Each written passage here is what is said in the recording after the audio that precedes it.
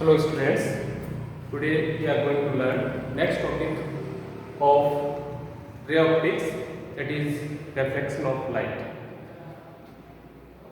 पहले हमने रिफ्लेक्शन के बारे में, लाइट के रिफ्लेक्शन के बारे में डिटेल से पढ़ा। अब हम नेक्स्ट जो सेकेंड प्रॉपर्टी होती है लाइट की, जो रिफ्लेक्शन ऑफ लाइट है, क्या होती है उसके बारे में, उसकी डेफिनेशन और इसके कुछ और जो इफेक्ट्स है इसके बारे में हम पढ़ेंगे। तो देखो, जो रिफ्रैक्शन ऑफ लाइट है उसकी हम डिफाइन ऐसे कर सकते हैं, इट इज द फिनोमिना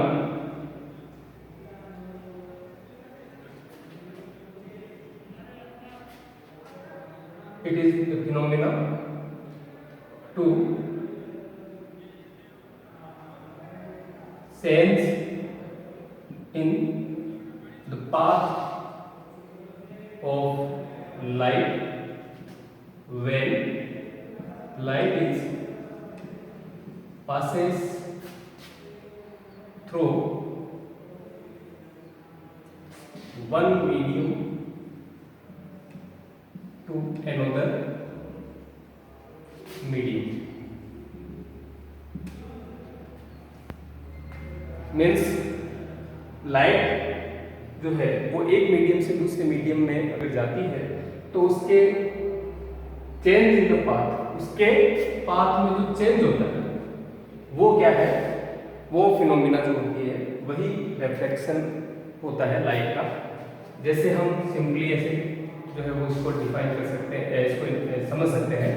जैसे ये मान लो मीडियम है फर्स्ट और ये मीडियम सेकेंड है। मीडियम मीन्स क्या होगा, जिसमें लाइट ट्रेवल कर सकती है, जैसे एयर है, वैक्यूम है, ग्लास है, वाटर है, या जो भी उसके अंदर लाइट ट्रेवल करनी चाहिए वो उसके लिए मीडियम होगा। ठीक है। अब जैसे ये एक मीडियम है, ये मान लो एयर है, this is air and this is glass. अब एयर में अगर एक ही मीडियम में अगर लाइट रे चलती है तो उसके पाथ में कोई चेंज नहीं होगा, वो क्या होती है, स्ट्रेट चलती है। जैसे लाइट की प्रॉपर्टी होती है कि ये जब तक ये किसी एक मीडियम से दूसरे मीडियम में नहीं जाएगी तब तक वो एक ही सेम मीडियम में क्या होगी, स्ट्रेट चलती रहेगी, सीधी चलती रहेगी। तो ये मान लो कोई लाइट रे है वो आती है और इनफाइनाइट से आ रही है, सीधी आएगी जब तक कि ये मीडियम इसका चेंज नहीं होगा। ये जो है, ये सरफेस एक ऐसी सरफेस है जो क्या कर रही है, इस मीडियम को इस मीडियम से अलग कर रही है। तो जैसे ही ये इस सरफेस पर टकराएगी, टकराने के बाद में ये दूसरे मीडियम में जाएगी, तो इस मीडियम से इस मीडियम में जाते समय इसका जो पाथ है वो चेंज हो जाता है, और यही जो फिनोमिना है वो रिफ्लेक्शन होता है। इसी को हम लाइट का रिफ्लेक्शन बोलते हैं। अब इसमें यहाँ पे जैसे एयर से ग्लास में जा रही है तो ये क्या होगी, इस तरह से डाइवर्ट हो जाएगी, इस तरह से जो है इसका पाथ चेंज हो जाएगा, और ये जिस तरह से जैसे सीधी सीधी जाती हुई इस तरह से जाती है ऐसे, लेकिन अब क्या होती है, इसमें डाइवर्ट हो गई और डाइवर्ट होकर के अपने मूल जो उसका पाथ था उससे क्या हो गई, ये थोड़ी सी इस तरफ नॉर्मल की तरफ झुक जाएगी। ठीक है, मतलब कि इसका पाथ चेंज हो गया। टोटली हम इस तरह से इसको डिफाइन कर सकते हैं। तो ये जो है, इस फिनोमिना को हम बोलते हैं रिफ्लेक्शन ऑफ लाइट। अब इसमें इसका जो रीजन है क्या होता है, क्यों रिफ्लेक्शन होता है, तो इसका जो रीजन है मेनली हम इसको कह सकते हैं कि जब किसी भी एक मीडियम से दूसरे मीडियम में लाइट जाती है तो जिस मीडियम में वो चल रही है उस मीडियम में उसकी जो लाइट की स्पीड है वो कांस्टेंट रहती है, लेकिन जैसे ही वो दूसरे मीडियम में जाएगी उसकी स्पीड में चेंज हो जाती है। तो रिफ्लेक्शन का जो रीजन है, रीजन ऑफ रिफ्लेक्शन क्या होता है, रीजन ऑफ रिफ्लेक्शन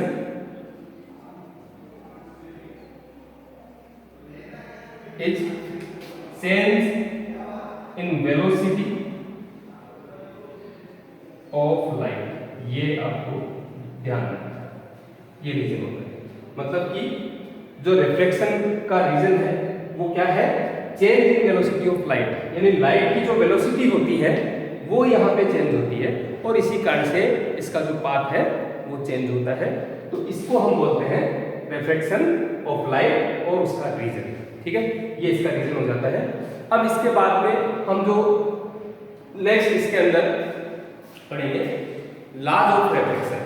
इसके जो रूल्स है या लॉज है वो क्या होते हैं, रिफ्रैक्शन का लॉ क्या होता है, तो उसके बारे में हम इसमें नेक्स्ट आगे देखते हैं। Laws of refraction. रिफ्रैक्शन के लॉ जो है, नंबर 1 बात तो इसकी आपको ये ध्यान रखनी है कि अगर इंसिडेंट रे की बात करें और इंसिडेंट रे का और रिफ्लेक्टेड रे का और नॉर्मल का प्लेन है उसकी बात करें, तो incident ray, this is incident ray and this is reflected ray and this is normal. This is angle of incidence and this is angle of reflection. ये रिफ्लेक्शन का एंगल है और ये इंसिडेंट एंगल है। ठीक है, ये मीडियम जो है वो फर्स्ट है जिसको हमने एयर माना था। हो सकता है दूसरा भी कोई मीडियम हो, लेकिन हम यहाँ मान रहे हैं एयर। तो फर्स्ट लॉ के अकॉर्डिंग क्या होगा कि incident ray and normal and reflected रे, both all these three things, incident ray, normal and reflected रे, सब क्या होगा, these are in same plane। ये सब जो है वो एक ही प्लेन में होंगे। ये नहीं इसका प्लेन अलग हो, इसका प्लेन अलग हो और इसका अलग हो। ठीक है, तो ये सारे के सारे जो होते हैं वो एक ही प्लेन में होते हैं। फर्स्ट जो इसकी बात है वो तो ये होती है incident ray, normal ray and reflected ray are in same plane.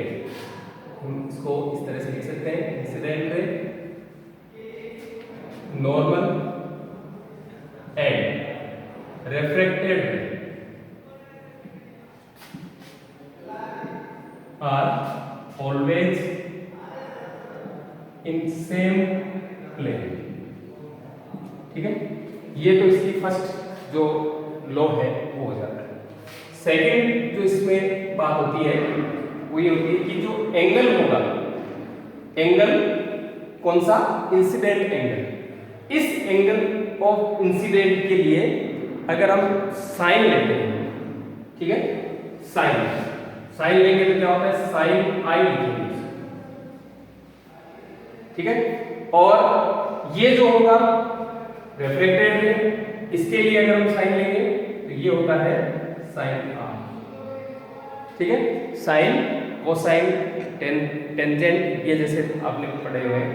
तो अगर हम इसका साइन लेंगे तो क्या होता है कि इसके साइन और इसके साइन का जो रेशियो है वो किसके इक्वल होता है, ratio of sine of incident ray and sine of reflected ray, sorry sine of incident angle लेना है, इंसिडेंट एंगल।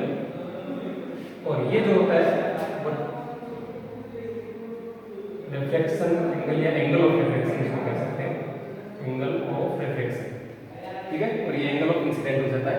तो sine of angle of incidence and sine of angle of reflection is equals to refractive index of second medium with respect to first medium। ठीक है, second medium का refractive index जो है first medium के respect में उसके equal होता है। ठीक है, ये जो है इसे हम बोलते हैं सेकंड लॉ ऑफ रिफ्रैक्शन, और इसका नाम एक और होता है, इसको हम बोलते हैं स्नेल्स लॉ। स्नेल्स लॉ भी होता है, इसी का नाम होता है स्नेल्स लॉ। ठीक है, तो सेकंड मीडियम का फर्स्ट मीडियम के रिस्पेक्ट में जो भी रिफ्रैक्टिव इंडेक्स होता है इसको हम बोलते हैं रिफ्रैक्टिव इंडेक्स। तो रिफ्रैक्टिव इंडेक्स जो होता है वो क्या होगा, इस एंगल की साइन और इस एंगल की साइन के रेशियो के इक्वल होता है। इसको हम बोलते हैं सेकंड लॉ ऑफ रिफ्लेक्शन या स्नेल्स लॉ। ठीक है, ये ध्यान रखना है। तो ये लॉ ऑफ रिफ्लेक्शन हो जाते हैं। पहली तो बात, इंसिडेंट रे, नॉर्मल और रिफ्लेक्टेड रे जो है वो सेम प्लेन में होंगे। दूसरी बात क्या होगी कि sine of incident angle and sine of refractive angle या angle of reflection is ratio, इसका हो गया ratio of sine I and sine R is equal to refractive index of second medium with respect to first medium. ठीक है, तो ये होता है आपके लॉज ऑफ रिफ्लेक्शन। इसके बारे में भी आपको ध्यान रखना है। ये फॉर्मूला जो है ये बहुत इंपॉर्टेंट है। आप सभी ने वैसे पहले भी इसके बारे में पढ़ रखा है, 10th में भी आपने पढ़ा है। वही चीज वापस से हम यहाँ पे पढ़ रहे हैं। अब देखो रिफ्रैक्टिव इंडेक्स क्या होता है, इसके बारे में भी थोड़ा सा मैं आपको बता देता हूँ। रिफ्रैक्टिव इंडेक्स, जिसको भी हमने n से रिप्रेजेंट किया, तो रिफ्रैक्टिव इंडेक्स जो होता है ये एयर या वैक्यूम में अगर लाइट चलती है तो एयर या वैक्यूम, जैसे ये एयर है या हम वैक्यूम भी ले सकते हैं, इन दोनों में अगर लाइट चलती है तो speed of light is equal to c। Light की जो स्पीड होती है वो c से रिप्रेजेंट की जाती है और वो कितनी होती है 3 × 10⁸ मीटर पर second. This is speed of light in air और वैक्यूम। ओके, तो ये तो हो गया एयर और वैक्यूम में। तो एयर और वैक्यूम में तो इसकी लाइट की जो स्पीड है वो फिक्स होती है, इस कांस्टेंट होती है। अब अगर कोई भी दूसरे मीडियम में लाइट रह जाती है तो उस मीडियम में जो लाइट की स्पीड है उसको हम v से रिप्रेजेंट करें। ठीक है, तो जैसे मान लो ये वाला मीडियम है जो एयर है और ये अनदर मीडियम जो भी जैसे ग्लास हो सकता है, वाटर हो सकता है या कोई और भी जो भी है मीडियम अगर हो, तो उसमें क्या होगा कि ये इस मीडियम में चलेगी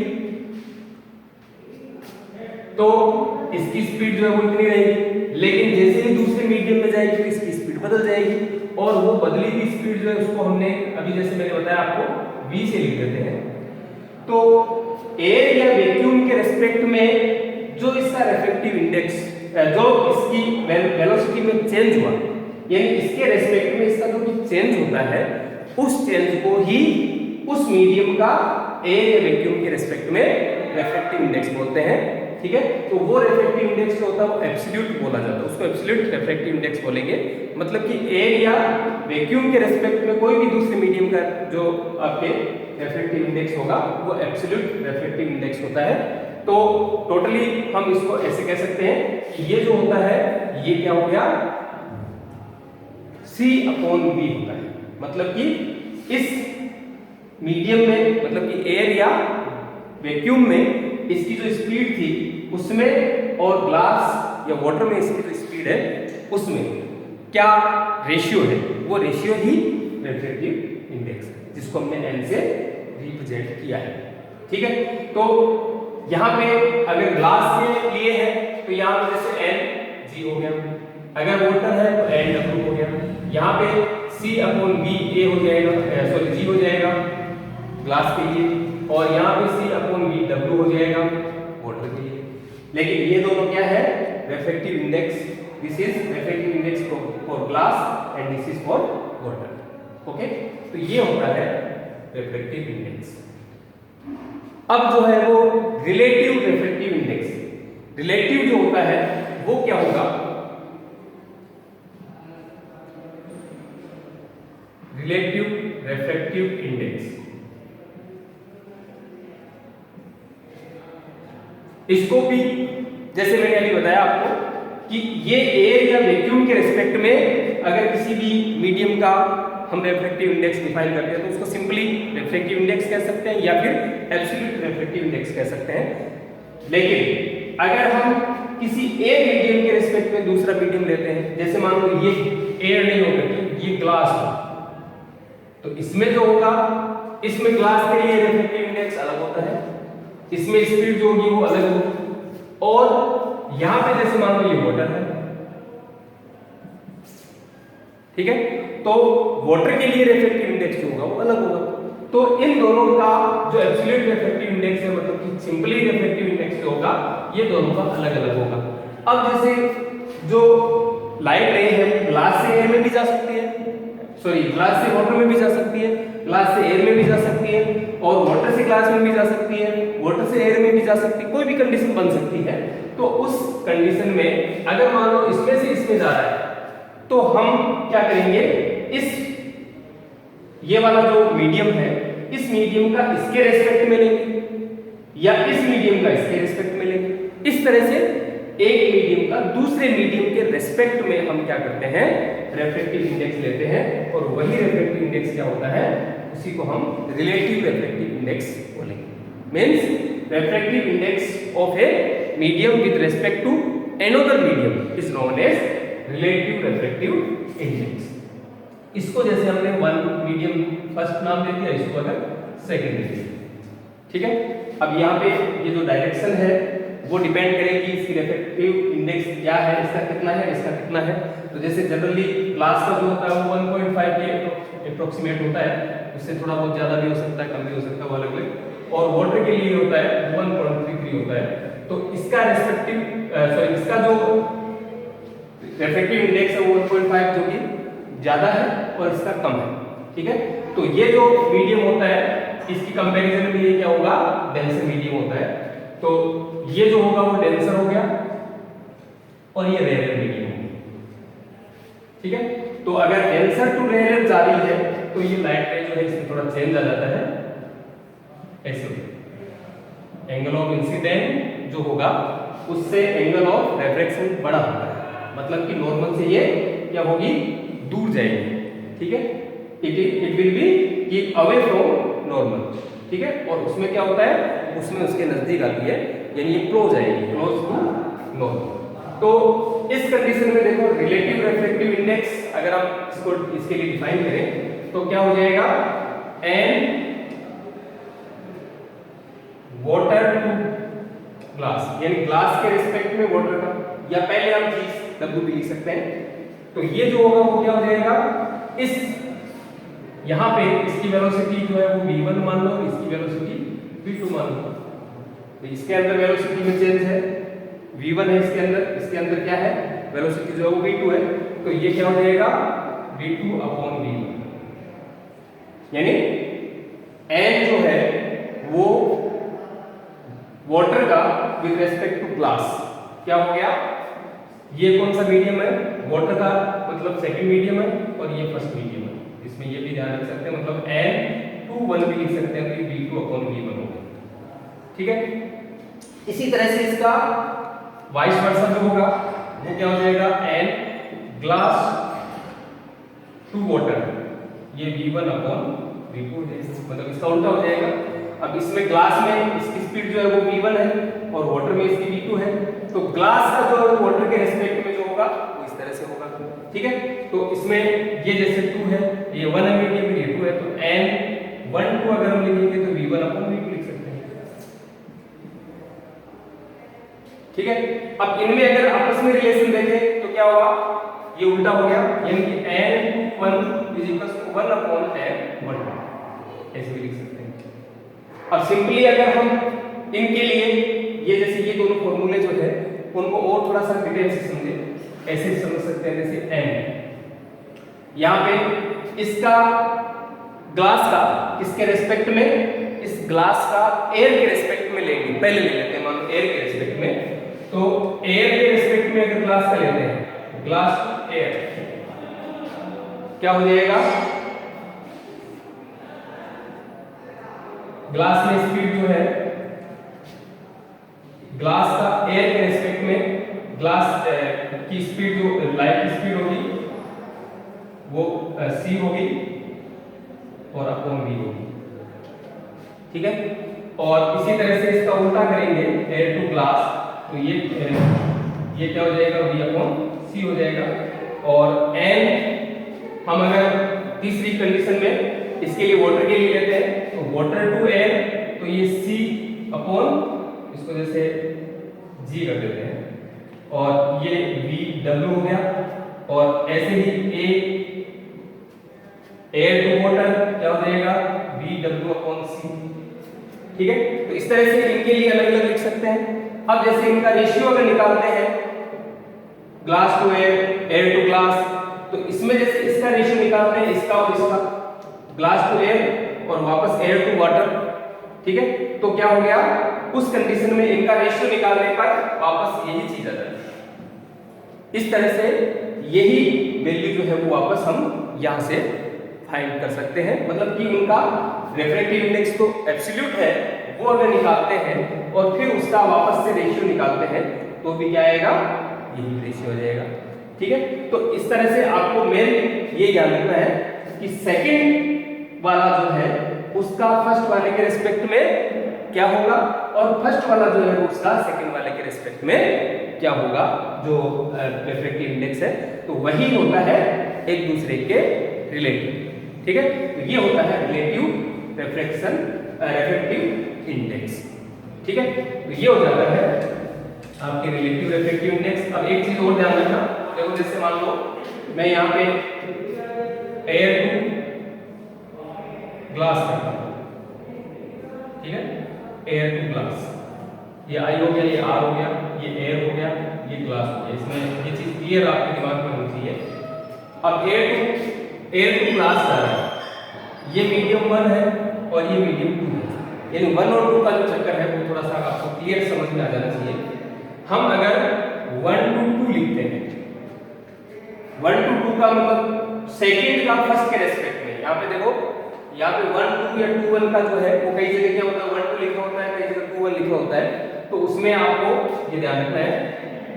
तो ये अगर हम n1 2 लिखेंगे, यानी इसका इसके रेस्पेक्ट में लिखेंगे, तो वैसे क्या होता है sin i upon sin r होता है अकॉर्डिंग टू स्नेल्स लॉ। ठीक है, तो यहाँ पे हमें ये पता है कि एयर का जो रिफ्रैक्टिव इंडेक्स होता है वो जनरली 1 होता है, 1.000001 होता है, तो इसको हम 1 मानते हैं, 3 होता है तो इसको हम 1 ही मानते हैं। ठीक है, और ग्लास जो होता है उसका रिफ्रैक्टिव इंडेक्स जैसे मैंने अभी बताया था 1.5 होता है, किसका ज्यादा हो गया, ये जो है ये ग्रेटर देन 1 है। ठीक है, तो यहाँ पे अगर ये इसमें से इसमें जाता है, तो जैसे मैंने आपको बताया था कि ग्लास एयर से ग्लास में अगर जाएगी तो रे जो है वो नॉर्मल की तरफ, मतलब इसके क्लोज आएगी, क्लोज आएगी तो r जो होगा वो i से क्या होगा, छोटा होगा, r will be less than i, ऐसे। ठीक है, i जो होगा वो बड़ा होगा, ये छोटा होगा क्योंकि इसके क्लोज आएगी इस कारण से। अब अगर हम sin i की वैल्यू और sin r की वैल्यू का यहाँ पे पुट करते हैं, जैसे sin i की वैल्यू i की जगह मान लो जो भी एंगल आ रहा है वो हमने यहाँ पे रखा, और यहाँ पे r की जगह जो एंगल आ रहा है वो रखा, तो i वाला एंगल बड़ा है, ये छोटा है, तो इसका मतलब ऊपर की जो क्वांटिटी आएगी वो नीचे की क्वांटिटी से क्या होगी, बड़ी होगी, बड़ी होगी, तो इसका जो रेशियो आएगा वो क्या होगा, n1 will be greater than 1 से बड़ा आएगा। ठीक है, और 1 से बड़ा आने का मतलब क्या हुआ कि इसके रेस्पेक्ट में, एयर के रेस्पेक्ट में ग्लास का क्या है, ज्यादा है। ठीक है, तो यहाँ पे 1 से बड़ा आने का मतलब किसका आया, ये 1.5 जो कि ग्लास का होता है वही आया। तो यहाँ देखो सेकंड मीडियम का फर्स्ट के रेस्पेक्ट में अगर हम n12 लिखते हैं तो वो जो n12 आ रहा है वो किसका आ रहा है, ग्लास का आ रहा है, तो हमने 2 यहाँ पे लिखा, 1 यहाँ पे लिखा, तो क्या हो गया, n12 का मतलब क्या हुआ कि सेकंड मीडियम का फर्स्ट मीडियम के रेस्पेक्ट में।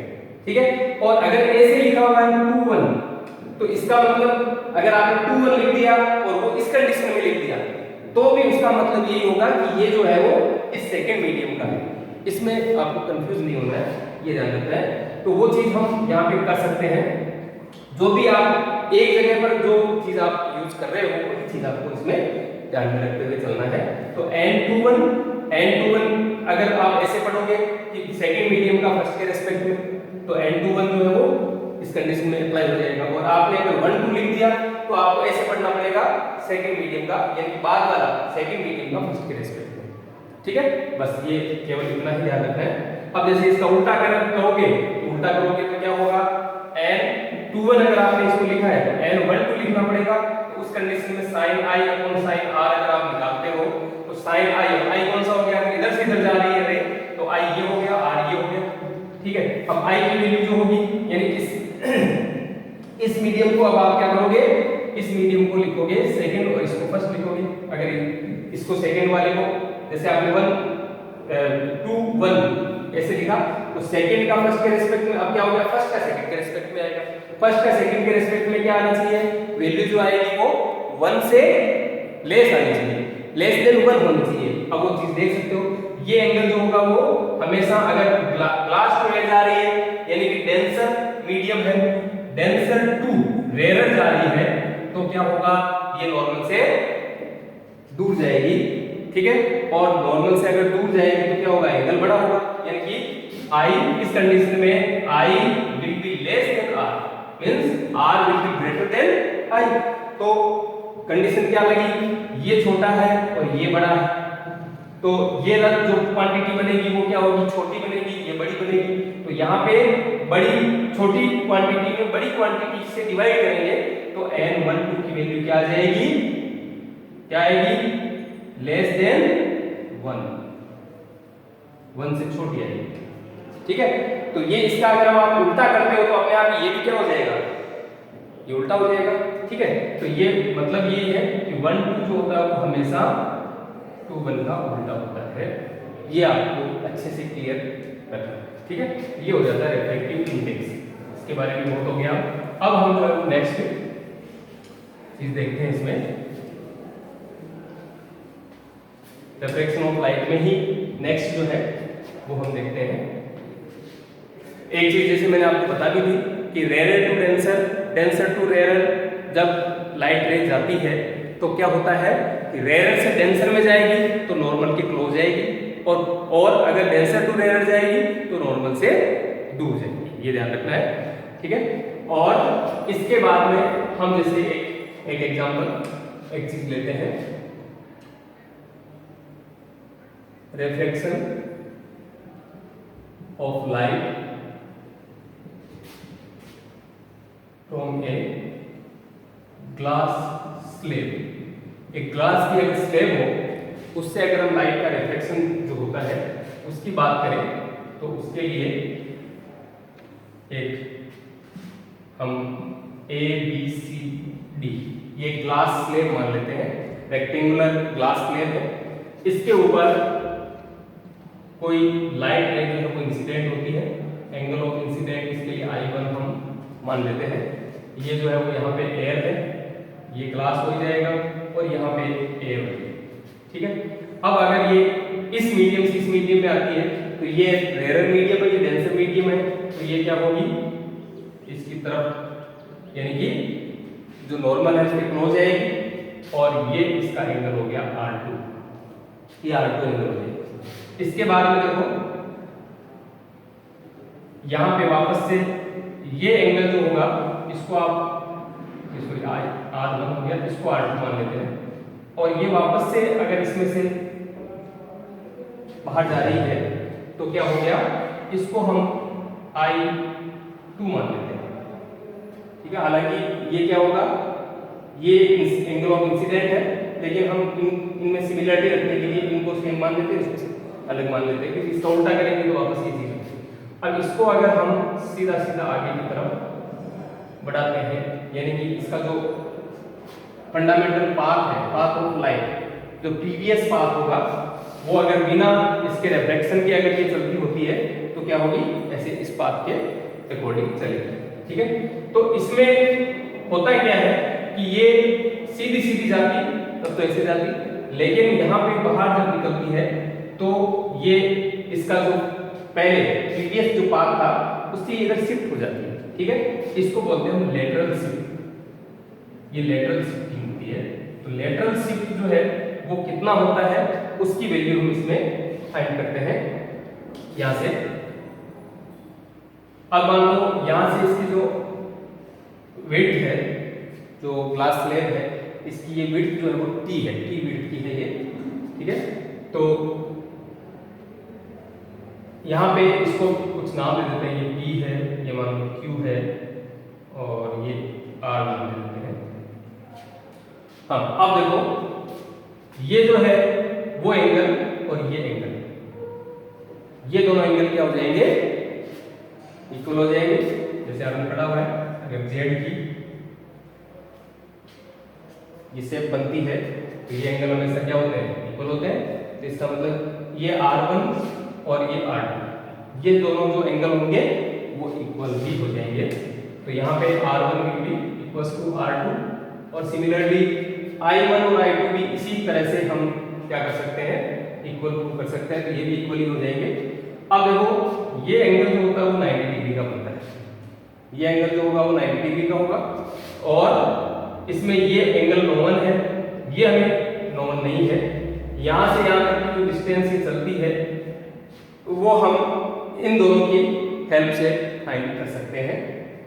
हमें क्या करना है, पहले तो देखो यहाँ से यहाँ अगर लाइन रे जा रही है तो N21 जो कि N2/N1 होता है, ये भी ध्यान रखना। N21 को N2/N1 लिख सकते हैं, और N12 को हम लिख सकते हैं N1/N2, ये ध्यान रखना है इनका रिलेशन, ठीक है। तो N2/N1 मतलब सेकंड वाले का फर्स्ट वाले के रेस्पेक्ट में जो रिफ्रैक्टिव इंडेक्स है वो होता है। तो N21 जो होगा वो कितना होगा, मतलब इसमें ये क्लियरली आपको रखना है कि सेकंड वाले का फर्स्ट वाले के रेस्पेक्ट में। तो इसका जो है वो इसके रेस्पेक्ट में हम लिखते हैं, तो sin I1/sin R, ये sin I1 हो गया, ये sin R1 हो गया, ठीक है। इसी तरह से इसके लिए अगर हम लिखते हैं तो ये उल्टा हो जाएगा, sin R1/sin I, ये सेम कंडीशन के लिए। तो ये पहली चीज तो याद है, sin I1/sin R1। हमें ये वाली डिस्टेंस निकालनी है, लेटरल शिफ्ट कौन सा है, ये, तो इससे यहां से एक परपेंडिकुलर ड्रा करते हैं यहां तक, ठीक है। और इसको हम लेटरल शिफ्ट को d से डिनोट कर देते हैं। ये डिस्टेंस जो होती है वो d होती है। अब ये d हमें फाइंड करना है, लेटरल शिफ्ट जो है क्लास लेग के लिए वो हमें निकालना होता है, ये जनरली कई जगह काम में आता है। तो ये जो डिस्टेंस होगी ये डिस्टेंस हमें फाइंड करनी है, ये डिस्टेंस हमें पता नहीं है, ये भी पता नहीं है, लेकिन हम इस ट्रायंगल की हेल्प से ये डिस्टेंस जरूर फाइंड कर सकते हैं। तो ये वाली डिस्टेंस हम निकाल लेते हैं, ये अगर आ जाएगी और ये होगी तो एंगल कोई भी यहां से जैसे एंगल है उसको यूज करते हुए हम इनमें d के लिए रिलेशन फाइंड कर सकते हैं। ये वाला एंगल बताओ कितना होगा, ये वाला रिमेनिंग जो एंगल होगा वो कितना होगा। देखो ये पूरा एंगल जो होता है ये I1 के इक्वल ही होता है, ठीक है, वर्टिकली ऑपोजिट एंगल है। तो ये क्या होगा, ये I1 के इक्वल होगा। लेकिन अगर हम पूरे में से ये इतना सा सब्ट्रैक्ट कर देते हैं तो क्या बचेगा, I1 माइनस R1, यानी ये वाला एंगल I1 माइनस R1 हो जाएगा। तो मतलब हम ये एंगल फाइंड कर सकते हैं इनकी फॉर्म में, और ये डिस्टेंस हम यहाँ से फाइंड कर सकते हैं, और ये डिस्टेंस हमें फाइंड करनी है इनकी टर्म्स में। तो इसलिए यहाँ पे देखो पहले बाय ट्राइंगल कौन सा हो गया, PRQ, ट्राइंगल PRQ में ये वाला जो है ये एंगल हमें फाइंड है, ये एक राइट एंगल ट्राइंगल है, ठीक है। ये इसका क्या हो गया, हाइपोटेनस, ये क्या हो गया, बेस, ये क्या हो गया, परपेंडिकुलर। मैं इसको अलग से अगर बनाऊं तो इसको और आप अच्छे से समझ सकते हो, ये P है, ये Q है, और ये R है, ये एंगल है, ये T डिस्टेंस है, ये R1 है, ठीक है। और ये हमें PQ हमें फाइंड करनी है, तो ये हाइपोटेनस है, ठीक है, ये बेस है इसका, और ये परपेंडिकुलर है, परपेंडिकुलर। तो इसमें देखो ये वाली फाइंड करनी है, और ये हमें है नॉन है। तो इसमें और इसमें रिलेशन क्या होता है, बेस और हाइपोटेनस में क्या रिलेशन होता है, कोस। तो ये क्या आएगा, इससे कोस R1 निकालो, कोस R1 इक्वल्स टू क्या आ जाएगा, बेस अपॉन हाइपोटेनस। हाइपोटेनस जो है वो PQ है, ठीक है। तो base upon hypotenuse means PQ की वैल्यू यहां से आ जाएगी T upon cos R। This is equation number 2, ठीक है। ये आप इक्वेशन नंबर 2 फाइंड कर सकते हैं। अब देखो आगे हमें क्या करना है, वापस से दूसरा ट्रायंगल यूज करना है। अब दूसरे वाले ट्रायंगल को मैं और इधर अलग निकाल देता हूं। ये वाली जो लाइन है वो ऐसे है जो कि PQ है, ये वाली लाइन ऐसे है और यहां से एक परपेंडिकुलर हमने यहां पे ड्रा किया हुआ है, ठीक है। ये एंगल हमने फाइंड कर रखा है I1 माइनस R1 है।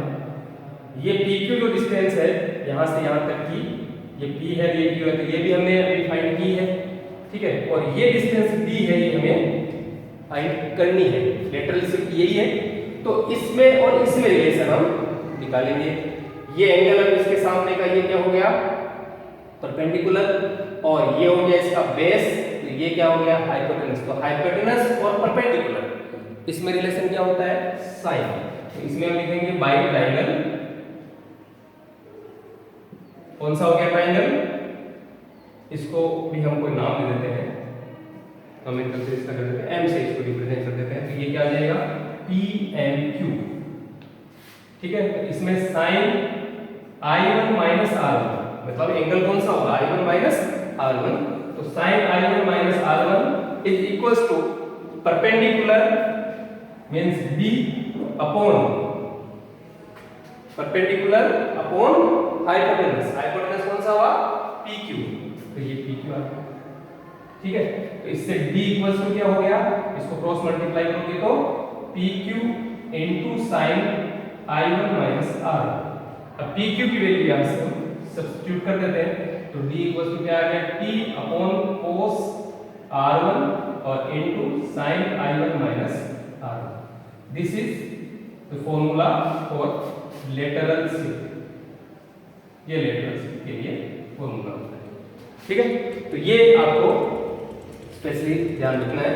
अब इसमें लेटरल शिफ्ट जो होगा वो T पर डायरेक्टली प्रोपोर्शनल होता है, यानी T जैसे जैसे बढ़ेगा वैसे वैसे D जो है वो बढ़ता है, ठीक है। तो ये जितनी ज्यादा मोटाई होगी उतना ही लेटरल शिफ्ट ज्यादा होता है, क्योंकि यहाँ पे डायरेक्टली प्रोपोर्शनल आ रहा है, D is proportional to T, ठीक है। तो ये आपको इसमें ध्यान रखना है। इसके अलावा I1 R1 इनमें भी ये डिपेंड करता है। ये अगर 0 होगा, इन दोनों की वैल्यू जैसे 0 होती है तो ये 0 हो जाएगा, ये 0 हो गया, D 0 हो जाता है, ठीक है। तो ये भी आपको ध्यान रखना है। इसमें I की वैल्यू अगर 0 होती है, एंगल ऑफ इंसिडेंट अगर 0 होता है, इसके लिए रिफ्रैक्शन की कंडीशन में कहीं पर भी एंगल ऑफ इंसिडेंट अगर 0 होता है तो एंगल ऑफ रिफ्रैक्शन भी 0 होगा। मींस क्या होगा, उस कंडीशन में लाइट का रिफ्रैक्शन नहीं होता है, लाइट सीधी सीधी निकलती है। कहीं पर भी अगर नॉर्मल के एलोंग लाइट में इंसिडेंट हो रही है तो वो हमेशा सीधी जाती है, उसमें कोई भी रिफ्रैक्शन का रूल जो है वो लागू नहीं होता। ये एक तरह से इसकी लिमिटेशन कह सकते हैं भले, तो ये लिमिटेशन कह सकते हैं या स्पेशल इसकी कंडीशन कह सकते हैं कि इस कंडीशन में लाइट जो है वो रिफ्रैक्शन के रूल्स को फॉलो नहीं करती है। मतलब उसका क्या होगा, अगर वो एक मीडियम से दूसरे मीडियम में जा भी रही है तो भी उसका रिफ्रैक्शन नहीं होता है, वो सीधी सीधी ही जाती है, ठीक है। तो ये हो जाता है रिफ्रैक्शन ऑफ लाइट से रिलेटेड चीजें जो कि मैंने आपको बताई है।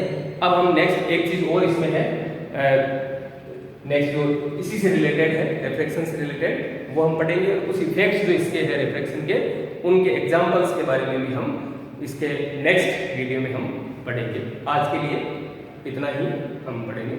Thank you.